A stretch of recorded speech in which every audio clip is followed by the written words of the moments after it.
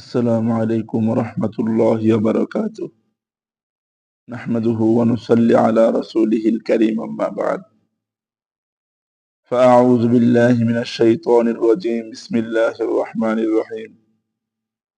يا أيها الذين آمنوا كتب عليكم الصيام كما كتب على الذين من قبلكم لعلكم تتقون. الحمد لله. দেশ বিদেশ থেকে যে যেখান থেকে আমাকে দেখছেন অথবা পরবর্তীতে আমার এই ভিডিওটা দেখবেন, সর্বস্তরের মুসলমান ভাই ও বোনদেরকে জানাই পবিত্র মাহে রমজানের অগ্রিম শুভেচ্ছা এবং অভিনন্দন। বাংলাদেশে এখন জাতীয় ত্রয়োদশ জাতীয় নির্বাচন চলছে। এই নির্বাচনের প্রভাবে আমরা খুব গুরুত্বপূর্ণ একটি জিনিস ভুলে গেছি। সেটি হলো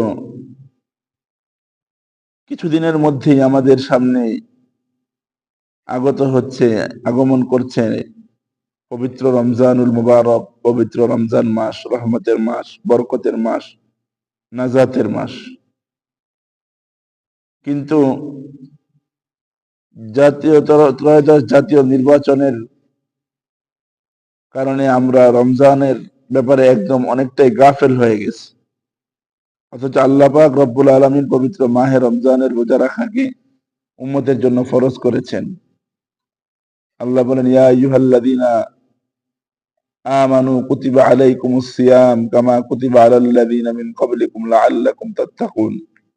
হে মানুষ সকল, আমি তোমাদের জন্য রমজানের রোজাকে ফরজ করেছি যেমন ফরজ করেছিলাম পূর্ববর্তী উম্মতের জন্য। তাই এখন থেকে আমাদের রমজানের প্রস্তুতি শুরু করা উচিত। আসলে কোনো কিছুই হুট করে পরিবর্তন করা সম্ভব হয় না, তার জন্য পূর্ব একটা প্রস্তুতি লাগে। কেউ যদি চায় যে রমজানের শুরু থেকেই ইবাদতে মশগুল হয়ে যাবে পরিপূর্ণভাবে, তবে সেটা তার জন্য অনেকটা কঠিন হয়ে যাবে। তবে যদি পূর্ব প্রস্তুতি থাকে, পূর্ব থেকেই ইবাদতের জন্য প্রস্তুত থাকে, তবে হয়তো সেটা অনেকটা সহজ হয়ে যায়। যেমন এখন থেকেই যদি কেউ অল্প অল্প সময় রমজানের পূর্ব থেকেই জিকিরের জন্য বের করে নেয়, দিনে 10 মিনিট, 15 মিনিট, 20 মিনিট এরকম সময় যদি কেউ এখন থেকে বের করে নেয়, তবে এই অল্প কিছু দিনের ভিতরে যখন সে জিকিরের সাথে একটা অভ্যস্ত হয়ে যাবে, তখন রমজান মাসে তার জন্য লম্বা সময় জিকির করাটা তেমন কোনো কষ্টের কারণ হবে না বলে